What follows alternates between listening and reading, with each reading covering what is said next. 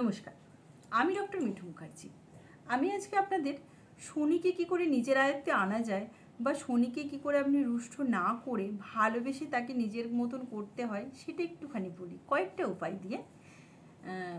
যেমন ধরুন, কাককে খেতে দিলেন শনিবার, এটা কিন্তু শনিবারই করবেন, হ্যাঁ। আর কি করবেন না সেটাও আমি বলে দেবো।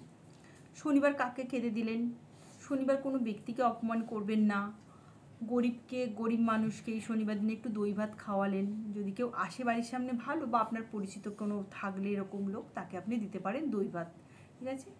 আর যেটা করবেন না, শনিবার দিন সর্ষের তেল কিনবেন না, বিউলির ডাল কিনবেন না, কয়লা লবণ কিনবেন না, কালো কাপড় কিনবেন না, কাজল ঝাড়ু জুতো কিনবেন না। উল্টে পড়ুন দান করবেন এগুলো ওই দিনকে, শনিবার দিন কিনবেন না কিন্তু দান করবেন। আর লোহার জিনিস তো বাড়িতে ভুলেও শনিবার দিন আনবেন না, অন্য কোনো দিন কিনুন। এতে কী হয়, শনিদেব রুষ্ট হয়ে যায়।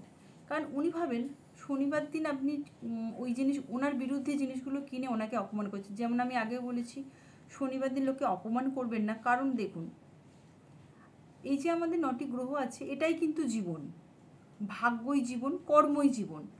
তো যেমন কর্ম করবেন সেরকমই ফল পাবেন। শনিদেবের কথা এটা, কর্মের ফল শনিদেব দেবে। তাই চেষ্টা করবেন যে যতটা পারবেন কর্ম ভালো করে নিজেকে একটু এগিয়ে নিয়ে যাওয়া। আমার মনে হয় সত্যের পথে বা কর্ম ভালো করলে তার জীবনে কষ্ট হয় না। একবার করেই দেখুন না।